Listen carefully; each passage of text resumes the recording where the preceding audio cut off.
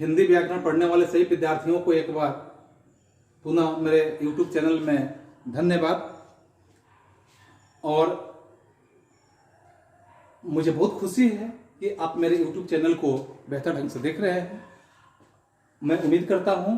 कि यदि आप सब्सक्राइब कर चुके हैं तो अच्छी बात है, नहीं किए हो तो मेरे YouTube चैनल को सब्सक्राइब निश्चित कर लें, ताकि हर तरह की वीडियो जो मेरे अपलोड होते रह रहे हैं इसका नोटिफिकेशन आप तक मिलता रहे। आज विद्यार्थियों, आज हम लोग पढ़ेंगे हिंदी व्याकरण से 16 सीरीज यानी 15 सीरीज तक हम लोगों ने पिछले क्लास तक कंप्लीट किया हुआ था। आज 16 सीरीज में हम लोग देखेंगे वाच्य के बारे में। ऐसे इंग्लिश में इसको तो वॉइस बोलते हैं और वॉइस आप लोग बनाते भी है, how to change in active to passive voice, तो ऐसे करके आप बनाते हैं। लेकिन यह हिंदी व्याकरण है और हिंदी व्याकरण में आप देखेंगे कि वाच्य क्या होता है, वाच्य किसे कहते हैं, वाच्य के कितने भेद होते हैं, आदि तमाम बातों पे हम आपसे जिक्र करेंगे। जिसमें आप देखेंगे अगर वाच्य की परिभाषा के रूप में देखा जाए कि इसका परिभाषा क्या होता है, तो परिभाषा में आप समझेंगे कि वाच्य का परिभाषा जो होता है क्रिया के जिस रूप से यह ज्ञात हो जाता है। आप लिखेंगे कि क्रिया के जिस रूप से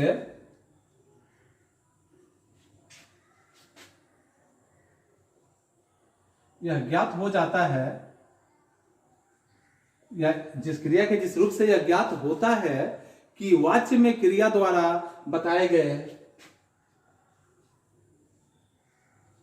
वाच्य में क्रिया द्वारा बताए गए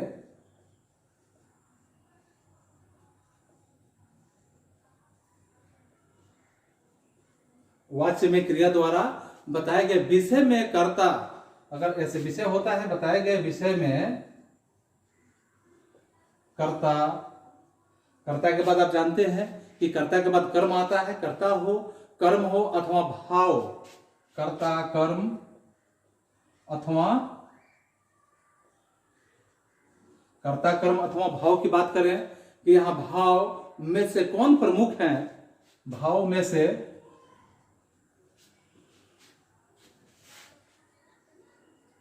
कौन सा प्रमुख है या कौन प्रमुख है, उसे वाच्य कहते हैं।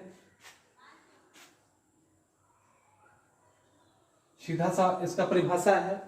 कि जैसे क्रिया के जिस रूप से यह ज्ञात होने लगता है या क्रिया के जिस रूप से यह ज्ञात हो जाता है कि वाच्य में क्रिया द्वारा बताए गए जो विषय होते हैं, तो क्रिया द्वारा बताए गए विषय में कर्ता कर्म अथवा भाव में से कौन प्रमुख होता है, कर्ता प्रमुख है, कर्म प्रमुख है या भाव प्रमुख है, उसे हम क्या कहते हैं, वाच्य कहते हैं। यानी यह क्लियर होना चाहिए कि तीनों में से कौन सा प्रमुख है। या हम ऐसे भी कह सकते हैं वाच्य जो होता है क्रिया के उस रूपांतरण को कहते हैं जिससे यह ज्ञात होने लगता है या ज्ञात होता है कि वाच्य में क्रिया जो होता है कि वाच्य में क्रिया कर्ता के साथ है और इसके साथ यानी क्रिया के साथ है और कर्म के साथ अथवा इन दोनों के में से किसी के साथ न होकर केवल क्रिया के कार्य व्यापार यानी भाव का जहां बोध होता है या भाव की प्रधानता है। जैसे अगर कहा जाए कि सुमन पत्र लिखती है, अगर उदाहरण के रूप में कहा जाए कि जैसे सुमन पत्र लिखती है, या अगर कहा जाए कि पत्र सुमन के द्वारा लिखा जाता है, देख रहे हैं अंतर, सुमन पत्र लिखती है या पत्र सुमन के द्वारा लिखा जाता है। आप यहां लिख सकते हैं कि सुमन पत्र लिखती है, या यहां लिखा जाए कि पत्र सुमन के द्वारा लिखा जा रहा है,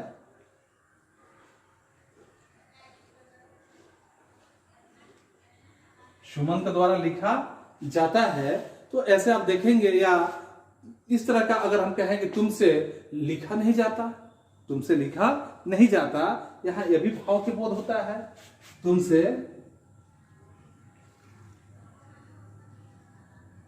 लिखा नहीं जाता। यह तीनों जो वाक्य है, तीनों वाक्य को हम अलग अलग ढंग से समझेंगे कि पत्र जो लिखने का काम करती है सुमन करती है, अगर सुमन नहीं होती तो पत्र नहीं लिखा जाता। सुमन पत्र लिखने का काम कर रही है और सुमन जब पत्र लिखने का काम कर रही है तो यहां सुमन प्रधान हो गया,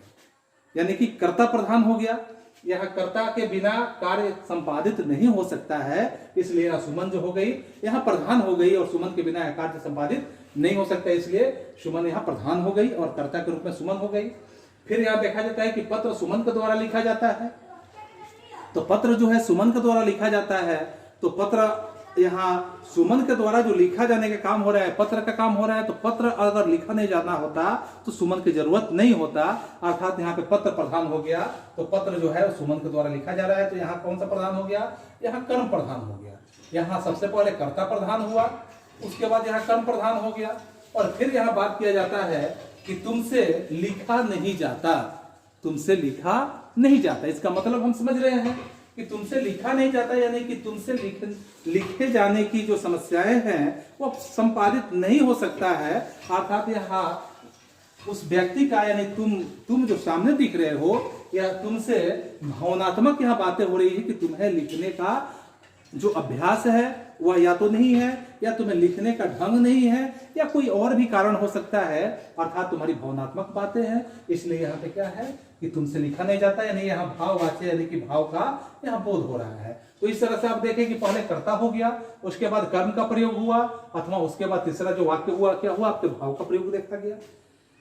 इस प्रथम वाक्य में जो मैंने यहाँ वर्णन किया, तो प्रथम वाक्य में यहाँ लिखना जो क्रिया है यह संबंध कर्ता अर्थात सुमन से है, और दूसरे वाक्य में देख रहे हैं कि यहाँ कर्म प्रधान है, जिसमें यहाँ पत्र जो होता है पत्र कर्म के रूप में है, और कर्म के रूप में जब पत्र है तो यहाँ कर्म उद्देश्य के स्थान पर यहाँ आया हुआ है, और इसी प्रकार से यहाँ प्रधानता है। और तुमसे जो यहाँ लिखा नहीं जाता, वाक्य में क्रिया का संबंध यहाँ प्रधानता न तो कर्ता से है और नहीं क्या है, क्रिया से ही है। अब आगे हम इसमें देखेंगे कि वाच्य के भेद, वाच्य के कितने भेद होते हैं। तो वाच्य के भेद में अगर हम देखते हैं कि वाच्य के भेद, तो इसमें हम पाएंगे कि वाच्य के 3 भेद होते हैं। वाच्य के 3 भेद हैं। तो 3 भेद में अगर हम देखते हैं तो सबसे पहले आपका होता है कर्तावाच्य, दूसरा आपका होता है कर्मवाच्य, और तीसरा आपका होता है भाववाच्य। सबसे पहला आपका क्या हुआ, कर्तावाच्य, दूसरा हुआ आपका कर्मवाच्य, और तीसरा हुआ आपका क्या, भाववाच्य। अब तीनों को अलग अलग ढंग से यदि हम समझने की बात करें या हम समझने का प्रयास करें, तो इसमें हम परिभाषा के रूप में देखेंगे कि कर्तावाच्य जो है किसे कहते हैं। तो कर्तावाच्य में जब हम वर्णन करेंगे कि वाच्य के 3 भेदों में सबसे पहला जो है आपका कर्तावाच्य है, तो यहाँ कर्तावाच्य में जब देखेंगे, एक में कर्तावाच्य किसे कहते हैं, तो जब वाक्य की क्रिया में के, अगर वाक्य का जो क्रिया होता है, तो यहां लिखेंगे जब वाक्य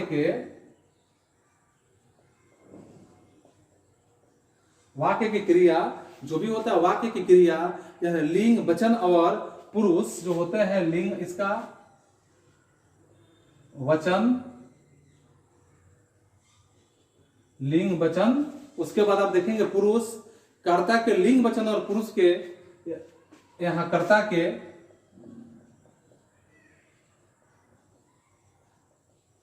लिंग वचन, और जो पुरुष की बात करते हैं, कर्ता के लिंग वचन और पुरुष से यहां एक तरह से अनुराग हो, तो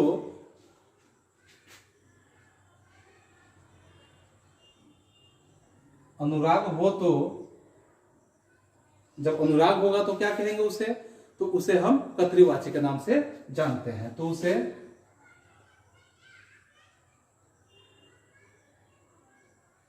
कर्तावाच्य कहेंगे, कर्तृवाच्य यानी कर्तावाच्य कहते हैं। ठीक है, उसे हम कर्तावाच्य कहते हैं। जैसे अगर कहा जाए कि सुरेश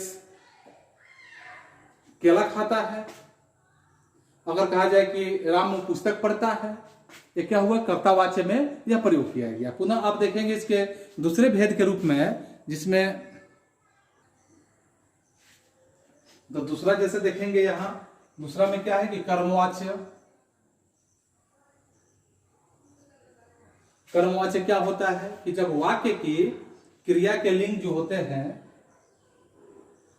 जब वाक्य की क्रिया के लिंग वचन,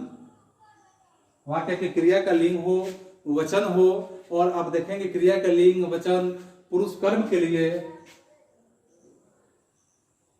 पुरुष जो होते हैं कर्म के लिए,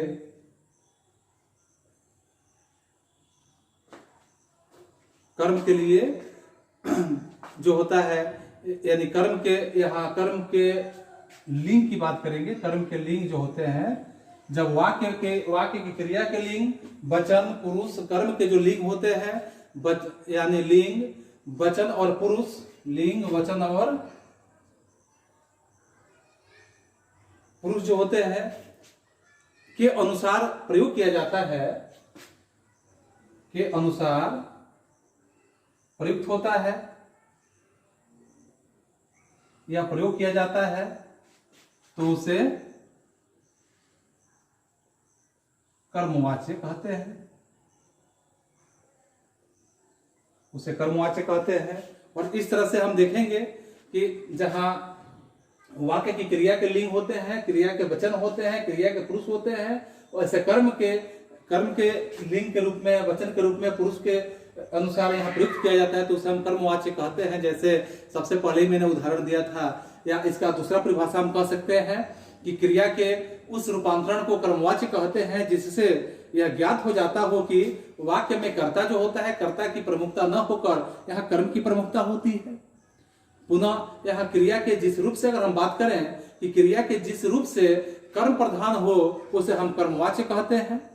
क्रिया के जिस रूप से भी कर्म की प्रधानता होती है, उसे हम कर्मवाच्य कहते हैं। या जहां पे अगर हम कहें कि क्रिया का संबंध सीधा कर्म से हो,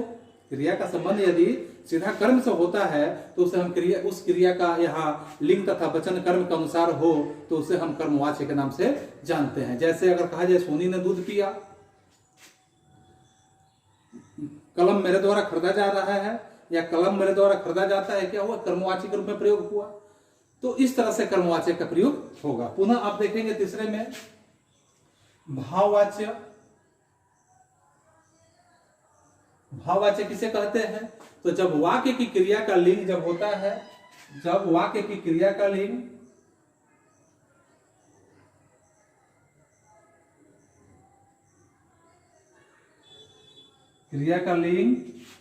वचन और पुरुष, जब वाक्य की क्रिया का लिंग वचन और पुरुष का जहां बोध होता है, या जो पुरुष होते हैं, और यहां कर्ता अथवा कर्म के साथ न होकर, कर्ता अथवा कर्म के साथ न होकर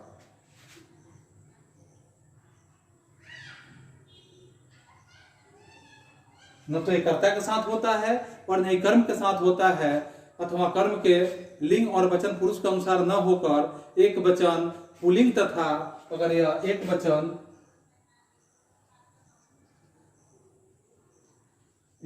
पुल्लिंग तथा, यानी एक वचन पुल्लिंग तथा और भी आपका होता है अन्य पुरुष में हो, एक वचन पुल्लिंग तथा अन्य पुरुष में यह प्रयोग किया जाता है, अन्य पुरुष में हो, तो उसे भाववाच्य कहते हैं। तो उसे भाववाच्य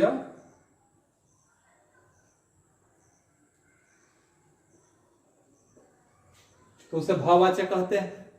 अब इसमें हम देखेंगे, या अगर हम इसको अलग ढंग से समझने का प्रयास करें कि क्रिया के जिस रूप से न तो कर्ता की प्रधानता की बात हो और नहीं कर्म की प्रधानता की बात हो, बल्कि क्रिया का भाव जो होता है वही प्रधान हो, वहां पे भाववाचक यहाँ वाच्य होता है। और इस तरह से इसमें मुख्यतः अकर्मक क्रिया का ही प्रयोग निश्चित रूप से किया जाता है। जो यहाँ प्रयोग होगा वह खासकर अकर्मक क्रिया का ही प्रयोग होता है। और साथ ही साथ प्राय यहाँ निषेधात्मक जो होता है, निषेधार्थक के रूप में यहाँ वाच्य के ऐसे वाक्य ही मुख्य रूप से भाववाच्य में प्रयुक्त होते हैं। और इससे क्रिया सदैव जो होती है पुल्लिंग के रूप में और अन्य पुरुष के रूप में प्रयोग की जाती है, और एक वचन में ही वह क्रिया होती है। और इस तरह से जैसे अगर कहा जाए कि मोहन से टहला नहीं जाता है,